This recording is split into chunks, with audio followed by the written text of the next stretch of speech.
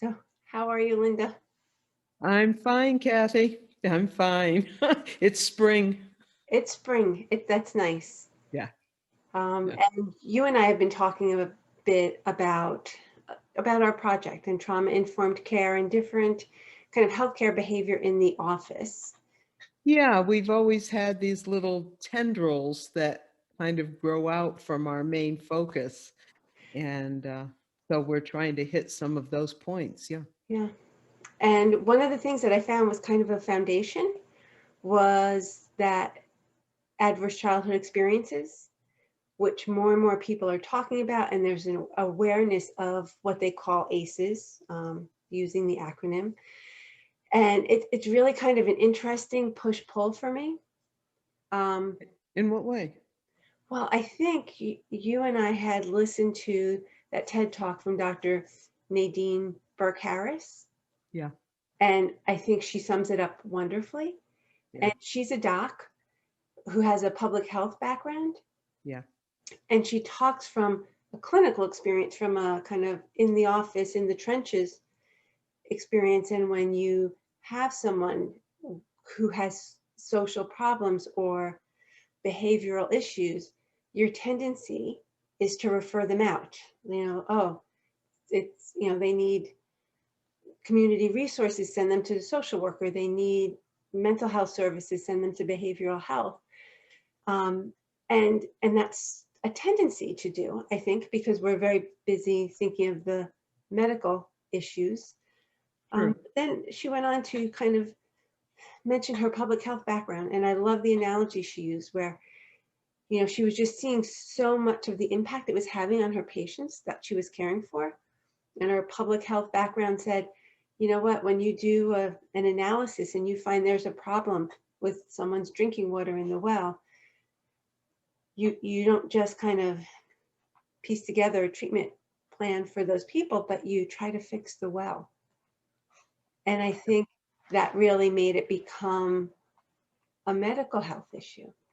And how do we address these issues beyond referring them out to someone else? It's not really someone else's problem. It's almost everyone's issue to grapple with. Yeah, it's come from women having vapors and being hysterical, and somehow that had something to do with being female. Yep. And not from wearing a tight corset or millions of other things. And we've come on down the line, and this has just blossomed into uh, emotional and behavioral health is medical. It is something that's intrinsic to all of our health, I think. And she really brings that full circle. She does. I mean, she says it, I think, better, certainly better than I could. But I think in working with residents and teaching residents and really kind of embracing this very big biopsychosocial issue, we were probably doing ourselves a service as healthcare professionals, because there's so much concern about burnout and frustration. And when you get to really address the heart of the problem, it may be better off for everybody. I think so. I think that just brings so many other things into play when you start talking about taking care of the caretaker, Oh, yeah, I think, which is what, in essence, that you were saying, when it's better for everybody, yes. in what way is it better for everybody? Or did I misunderstand that? Or is that No, what you were I think meaning? you did. And I think when you see some of the places that are really implementing trauma-informed care, they talk about that it's not just for the patients, but it's for the staff as well. And it kind of brings that positive reinforcement, that positive perspective to not just interactions with patients, but also to your coworkers. Yeah, yeah. And that can be a nicer place to work. Yeah, it really can. Uh, of course, you know me, that also always brings up to me in the back of my mind, and not for today's discussion, is the business of taking care of the caretaker, who then has to take care of the patient and a staff, and then also be part of the staff.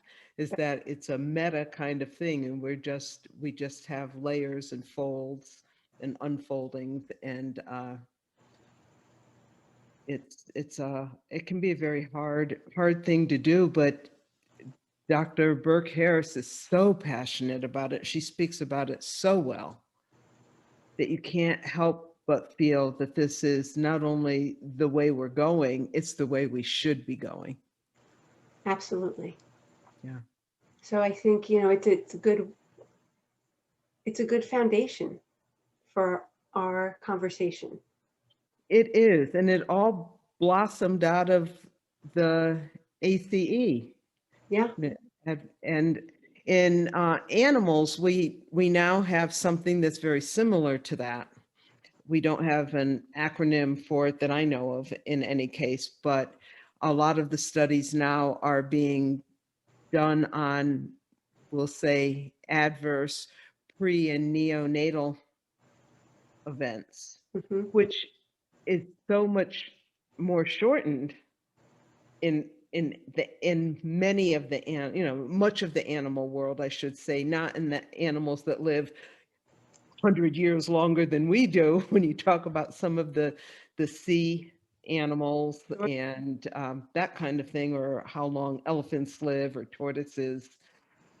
But when you talk about, say, just the domestic animals, and so you can see this and you can study it very quickly in animals who have shorter lifespans, have more babies at once, that kind of thing. And so the money is finally funneling in that area, and we're seeing a lot of new research come out about adverse events in a very young life, things that we thought were important, but now the research is showing they are important, and probably even more important than we ever imagined.